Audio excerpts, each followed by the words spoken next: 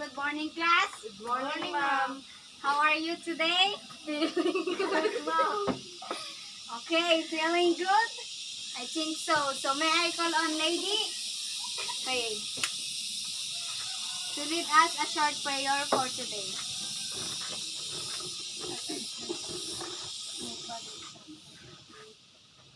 Our Father who art in heaven, hallowed be your name. Your kingdom come, your will be done on earth as it is in heaven. Give us this day our daily bread and forgive us our sins, as we forgive those who sin against us. Do not bring us to the test, but deliver us from evil. Amen. Okay, thank you, lady. You may take your seat. So, before we proceed on our discussion, let us have first your spelling for today. Spelling and I'll save you. Okay, so you need to spell this word for you to be safe. Violet. Okay, yes, our category. Yes. Yes, our category for today is still about phobia. So who wants to go first? May I go on, Kim? Since you are complaining about phobia, spell this word. This is the fear of houses. It is called domatophobia. DOMATOPHOBIA. Okay, very good. What? How about Julian? Okay, so this is the fear of trees. It's called dendrophobia. Dendrophobia. Oh, DENDRO. yes. Phobia. PHOBIA.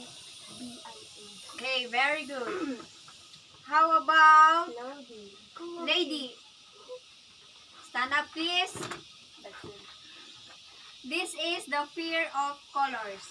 It's called chromophobia. Chromophobia. CR. No? CHR. Yes. OMPHOBIA. Okay, very good.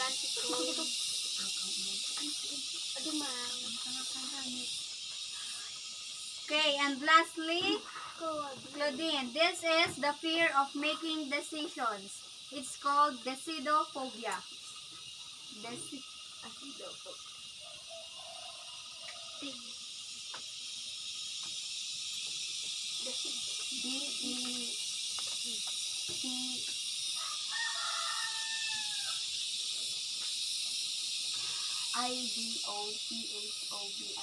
Okay, very good. So, as usual, you've spelled the words correctly. So, do you have any assignment, class meeting? Yes, madam. Okay, so let's check first your assignment before proceeding on our topic. Okay, lady, can you tell us your answer? No, read the question, then tell your answer. 1 to 5. Yes. The COVID-19 pandemic has changed people's daily life. Fact, because it affects our parents' work and our studies. Yes. I have a feeling that 2020.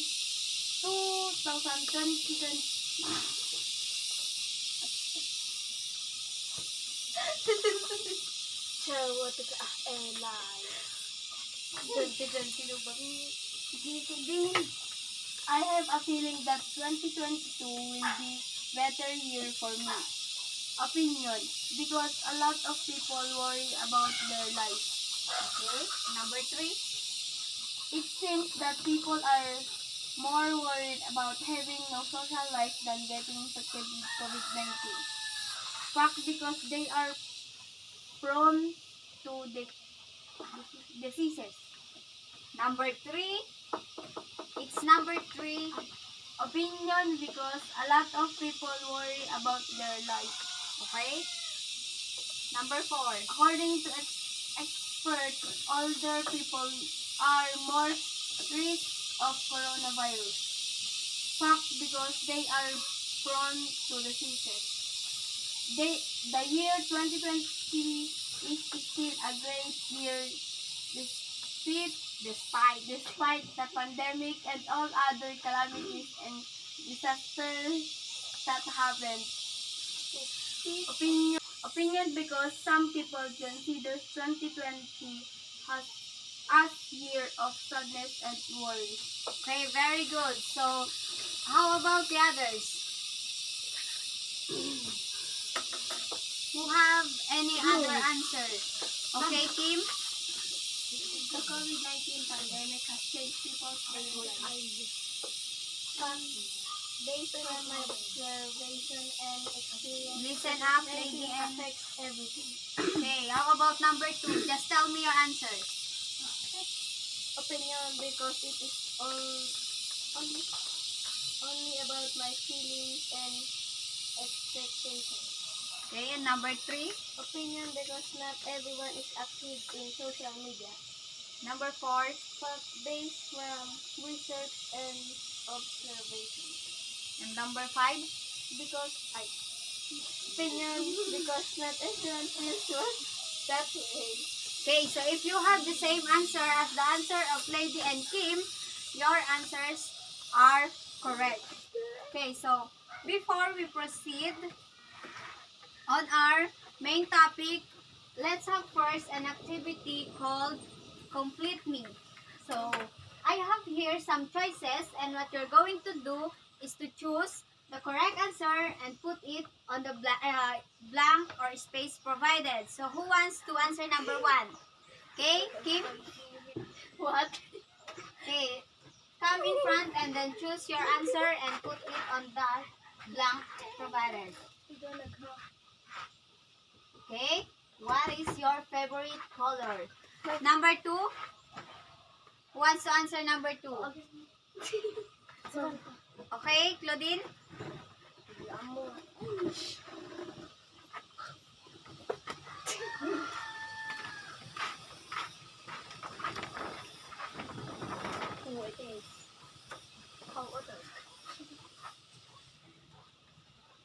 Okay.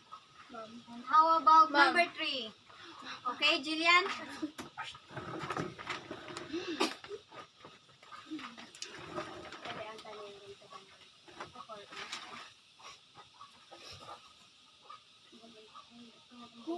Okay. Who? And how about number 4? Lady? Answer number 4 and number 5. Basic.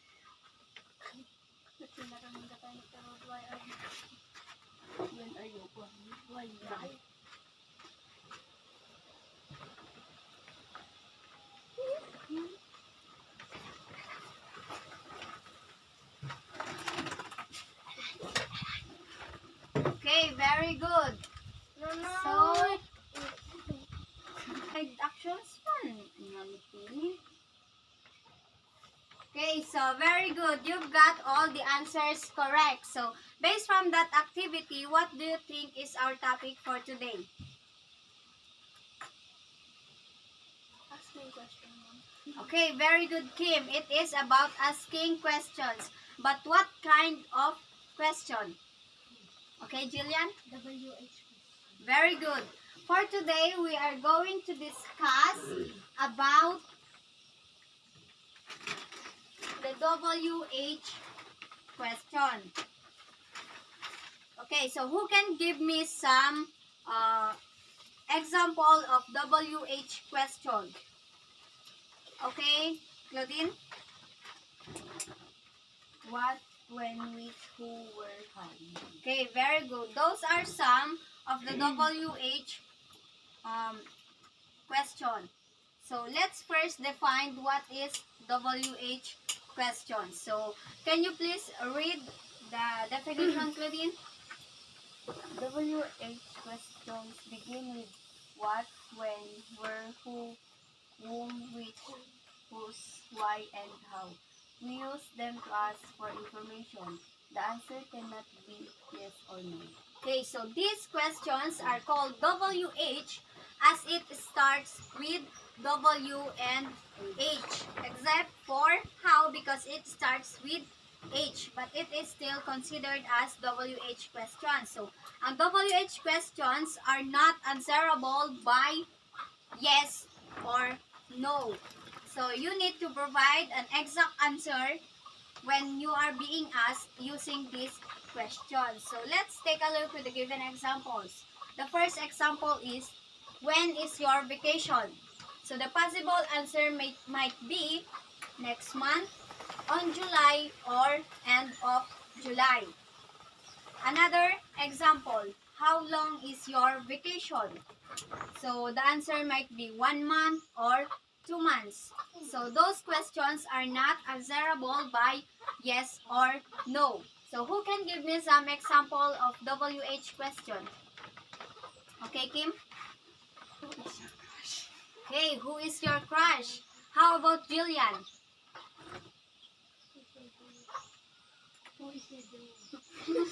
Crush and Joe are just the same.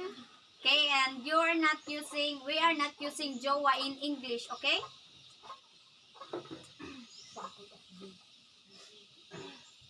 Okay, so how about lady? Do you have any example? Where do you live?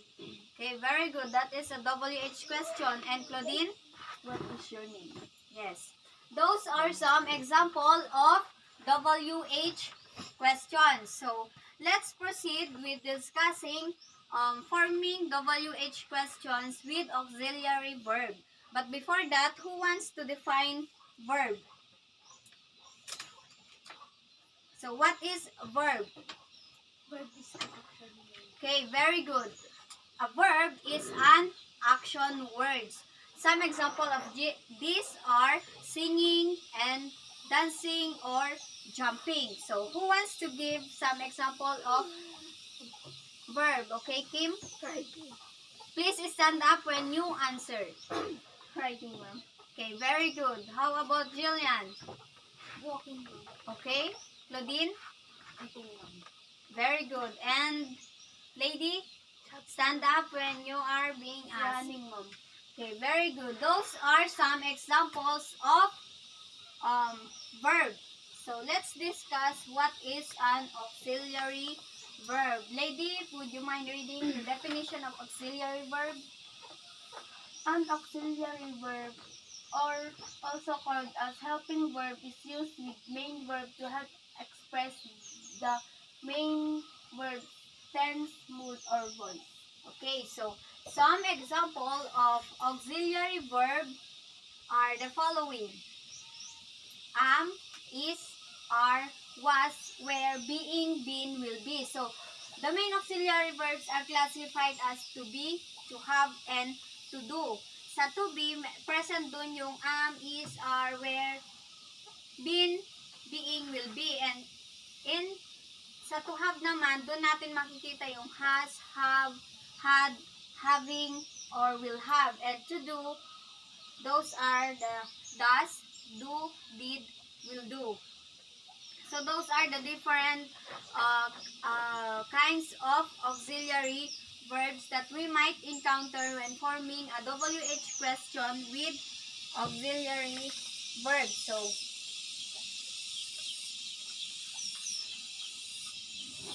when we form a WH question with an auxiliary verb, we encounter this type of formula.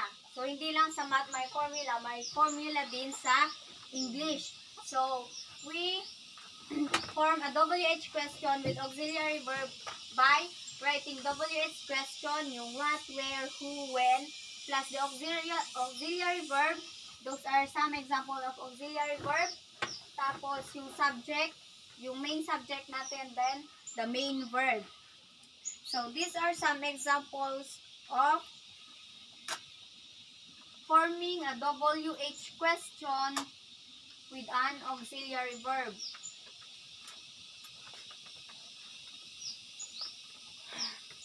Okay, so in number 1, what do you think is the WH question present in there? Okay, Kim? When, who, and No, number 1 only. when. Okay, very good. So, in number 1, this is the WH question. And then, how about the auxiliary verb? Okay, Jillian? The auxiliary verb.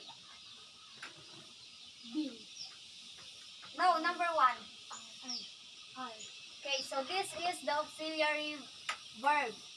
Then how about the subject? What is the subject in this sentence? Okay, Julian? Living. No, the subject. You. Okay, so the subject is you. Ito yung WH question. This is the verb and this is the subject. So, and then the main verb, this is the living. Ito yung pinaka main verb natin. So, as is, gaya ng pag-identify natin ng auxiliary verb kanina, it helps the main verb. So, this is the function of auxiliary verb. How about number 2? What is the WH question in there? Okay, Claudine? Whose mom? And how about the verb? Auxiliary verb. Yes, and then the subject? Paying. And then? No. Okay, very good. The subject is the bills. And then the main verb? Okay, very good. So you might encounter this kind of sentences, but you need to consider that a verb is an action word. Okay, how about number 3, lady? What is the WH question? Where, mom? And then the auxiliary verb? Do. How about the subject? They. Yes. And then the main verb? Live. Okay, very good. So those are some example of WH questions with auxiliary verb. So an auxiliary verb also have modal auxiliary verb. So Jillian, please read the meaning of modal auxiliary verb. The modal auxiliary verbs are can, called, may, might, could, may, might, must, ought to, shall, should, will, and would. Okay. So these are yung auxiliary verb naman. These are the following: could, may, might, must, ought to, shall, should, will, and would. So these are the example of WH question with modal verbs. So ito naman yung formula niya. WH question plus the modal verb plus the subject and then the main verb. So pinakaiba lang nila dito auxiliary verb. And here it is modal verb. So number 1, what is the WH question present in there? Okay, Claudine? Who, and how about the modal verb? Would. Subject? She. And then the main verb? Okay, very good. So the WH question is who plus the modal verb would plus the subject she and then the main verb stay. How about number 2? Kim, what is the WH question in number 2? Where. The modal verb? Should. Subject? I. Main verb? Okay, very good. And number 3, Jillian, what is the WH question? Why. The modal verb? Subject? I. Okay, and then the main verb? They. Okay, very good. So I think you've understand the difference of auxiliary verb and modal verb. Am I correct? Yes, ma'am. Okay, so since you understand the two formula in forming a question, WH question using auxiliary verb and modal auxiliary verb, let's proceed with your activity. Since I think you don't have any question, let's answer your activity. So the direction is to write a 3 WH question based on the picture. So sa picture 1, bubuo kayo ng 3 WH question. Tapos sa number 2, 3 WH question. So you can use this formula or this. You understand? Okay, so you can start answering your activity now.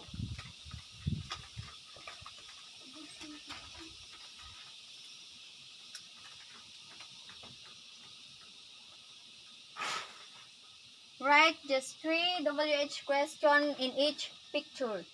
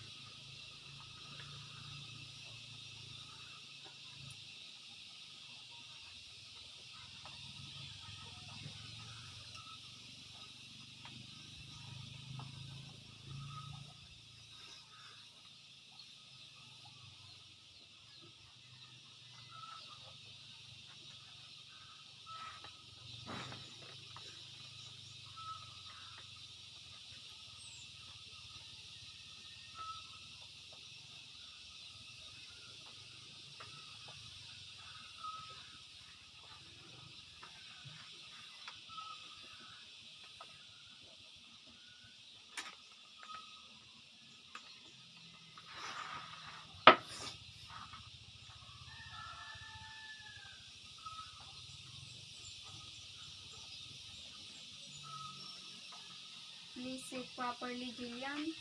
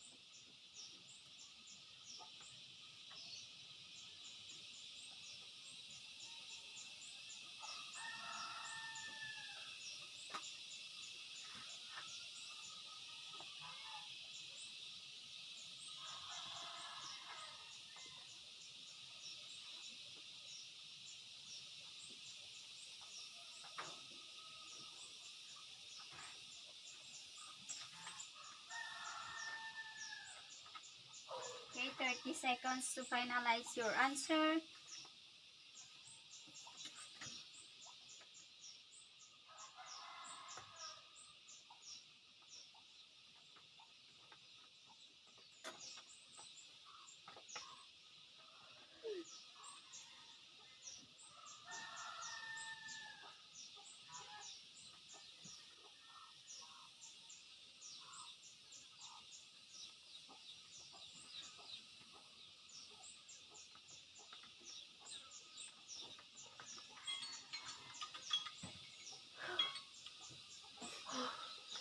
Okay, time's up. Let's check your activity. So, we'll check first your questions in picture number 1. Who wants to? Okay, Kim. Make your voice loud, please. What is the use of Facebook? Okay, now, second question. Why Google is made? Okay. Who made the social media? Okay, very good. How about the others? Claudine? Who can use social media? What is the importance of social media? How does social media affect the user? Okay, very good. Lady? What is the use of YouTube? How to use Twitter? Why are we using social media? Okay. And Julian? What is YouTube? How to use Facebook? What is Instagram? Okay, very good. So, all of you use the WH question plus the auxiliary verb. How about the picture number 2? Jillian? Let's start with Jillian. What is COVID? What is swab test? What is what? Okay, so use what? WH question what in all the question that you made. How about lady? Why do we need to get vaccinated? What is the Okay. use of vaccination card? How long is the effect of vaccine? Okay, very good. And Claudine? What is virus? What is the cause of virus? How to stop COVID-19? Okay. And Kim? When did COVID-19 started? What vaccine do? Why should I get vaccinated? Okay, very good. So, all of you did understand how to form a WH question using auxiliary verb and the modal auxiliary verbs. Okay, so, lady. Okay, so before we proceed on your next activity, what have you learned after our discussion? Okay, Claudine? We learned WH question. Okay, so can you tell me the different WH question? What? When? Which? Who? Where? How? When? Okay, very good. And how about lady? What did you learn after the discussion? Mom, we learned about auxiliary verb. Okay, so what is an auxiliary verb? Auxiliary verb is a helping verb. Okay, very good. So it is very important to know and learn how to form WH question with auxiliary verb and modal verb. So let's now proceed on your second activity. This is another way of knowing if you learn how to form WH questions on the different topics. So, kanina, I use pictures. And then, on your next activity, this is a text about moons. These are some information about moon. So, from this information about moon, you need to form 5 different questions using WH. Do you understand? Okay, so you can base your question from this information. Okay, so on your second activity, I'll give you 10 minutes, but if you're done, you can raise your pen as a signal.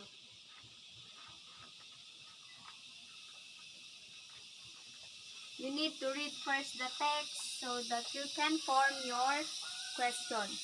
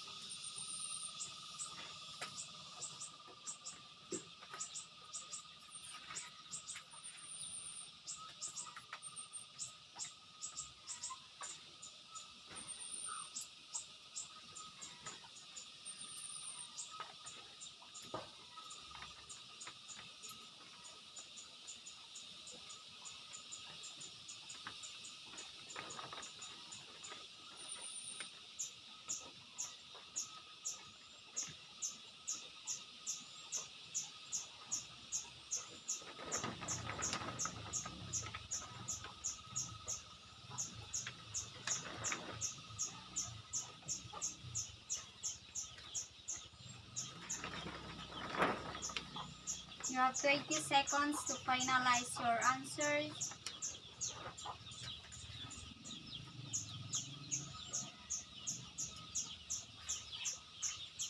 Ten seconds.